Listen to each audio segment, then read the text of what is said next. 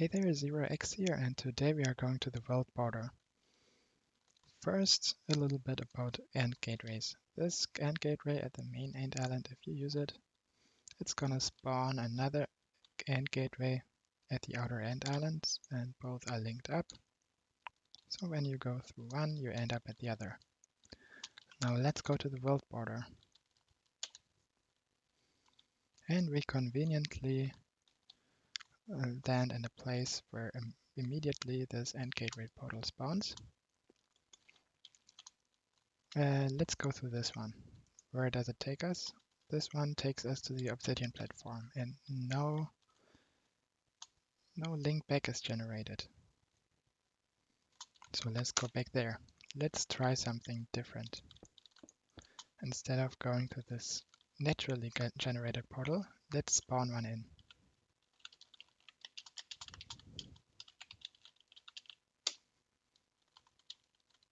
And going through this one takes us where? Oh, it takes us to the outer end islands, and it spawns in another portal. And if we take this one, it takes us to the Worldborder. So now we have a link between the Worldborder and the outer end islands. So about 30 million blocks, we can travel about 30 million blocks just by going through this portal. So if we can manage to get one of those portals in survival, then we can go to the Worldborder in survival in no time. So how do we get one of those? I'm on the Prototech test server now, and this is the machine I came up with to actually do this in survival. This machine consists of some flying machines and some very precise programmable timers.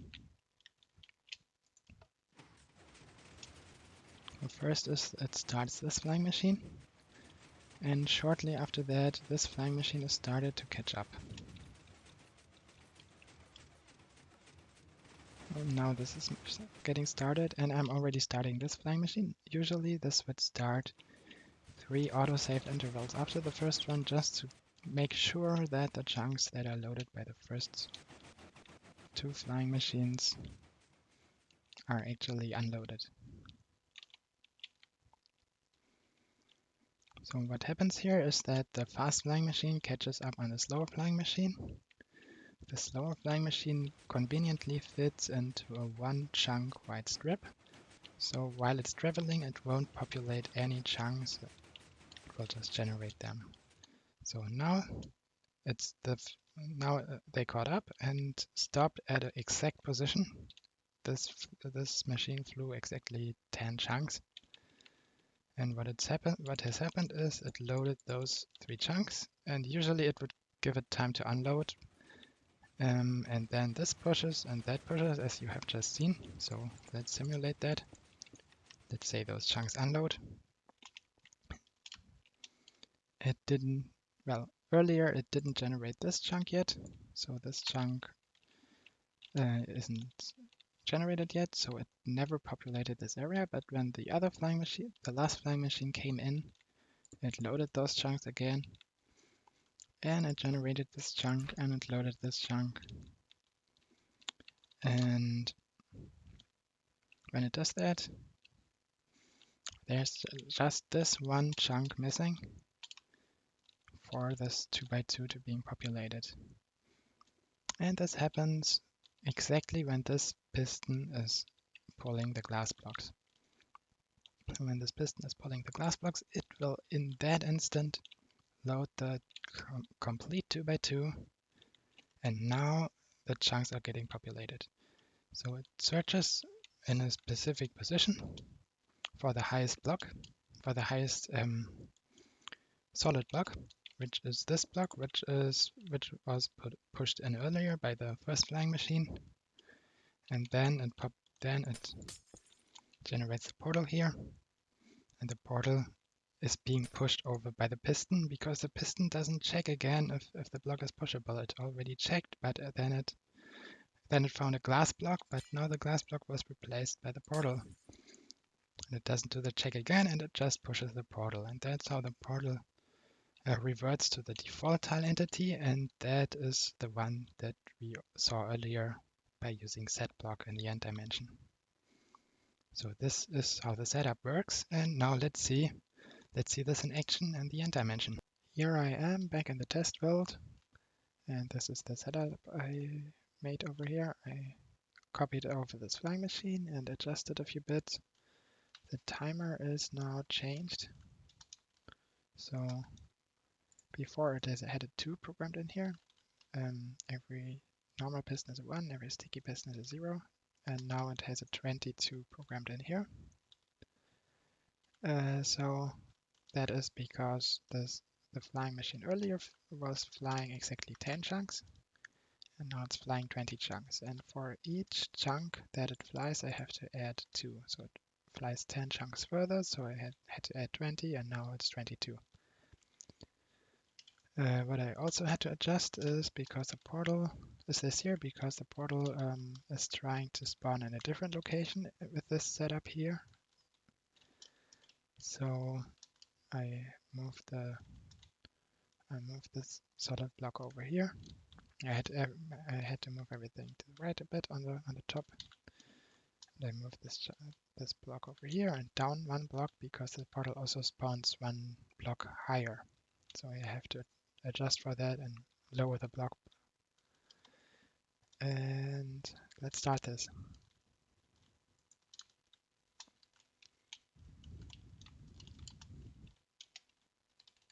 And speed up things. Now just wait for the last flying machine. And we're not going over there to check if it worked, but instead we're going here. Which way is east? This way is east. So let's go to the portal. First, clear the inventory.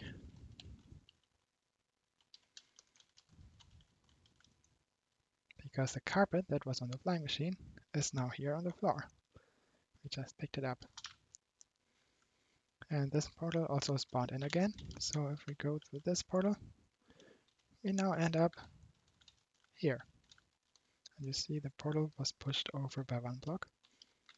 And the carpet was pushed in here, so we could pick it up on the other side, which is actually what generates the portal over there.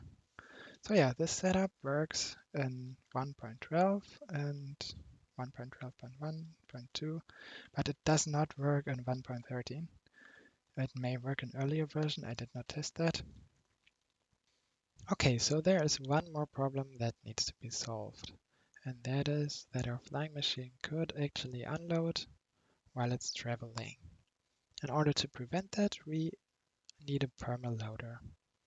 But we not only need a permaloader, we also need this device here, which consists of 1000 flying machines, loading all the chunks in the area, which will be about 12,000 chunks.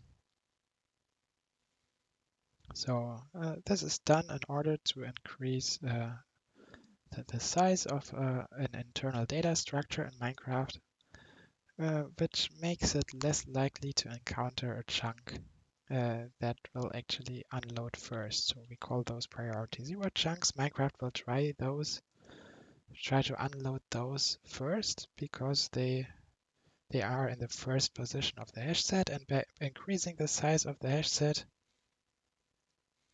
the number of chunks that are in the first position will decrease. So by doing this here, only 1 in about 32,000 chunks will actually try to get unloaded first. So usually it's something like 1 in 2,000 chunks. But if you load all those chunks and let them unload at once, that hash set size will increase, and then you get 1 in about 32,000 chunks. This way, we can actually fly the flying machine a lot further than we could usually do. Because we can find a timing that that avoids all the flying machines during all the priority 0 chunks while the autosave is occurring. And we can do this with with a hash set size of 32,000, we can actually avoid all the priority 0 chunks up to about 3.5 million blocks out. So that will be the distance that our first flying machine will travel, and then it will generate a portal there, and then we will continue from there until we get to the world border.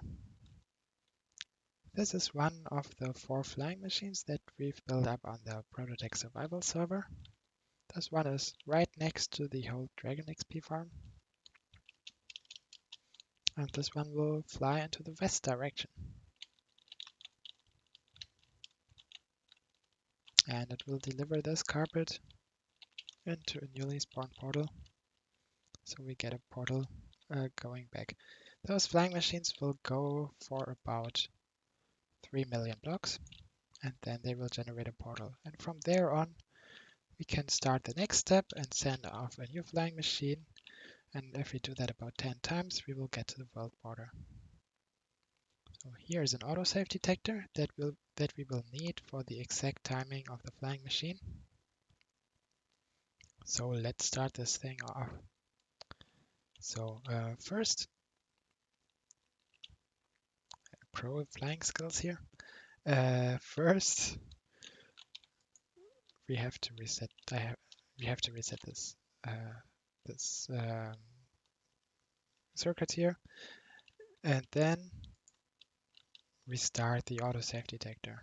So let's go back here, and you can see those lamps here.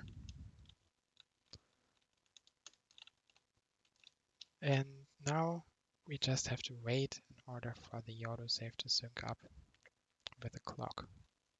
I'll be right back when that happens.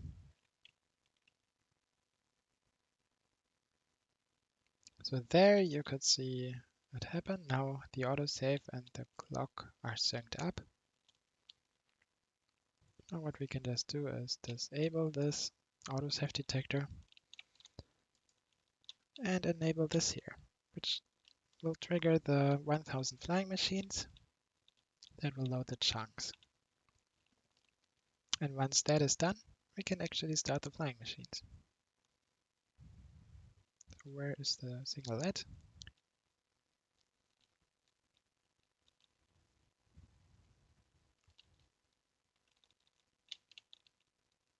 So this should create a lag spike once it reaches here, because it's loading a lot of and lots of chunks with a flying machine. You can see the server trying to catch up again after it lagged. Yeah, what we also need to do is start the permaloader. This will create another huge lag spike. We can disable this again.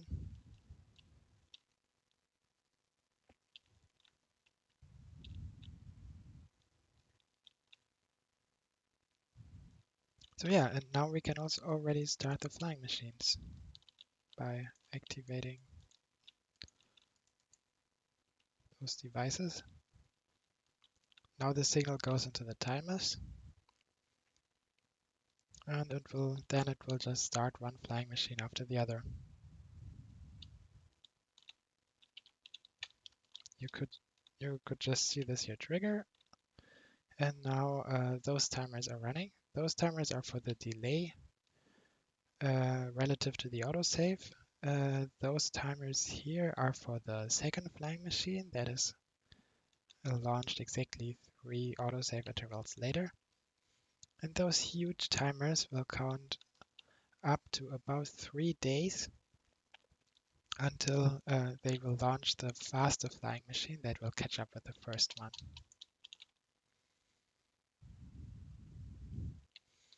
So yeah, and then in about 10 days, the portals will be generated. So yeah, the flying machines are gone. Only the fast ones are still here, and they will be started after about 3 days. So thanks a lot for everyone who worked on this.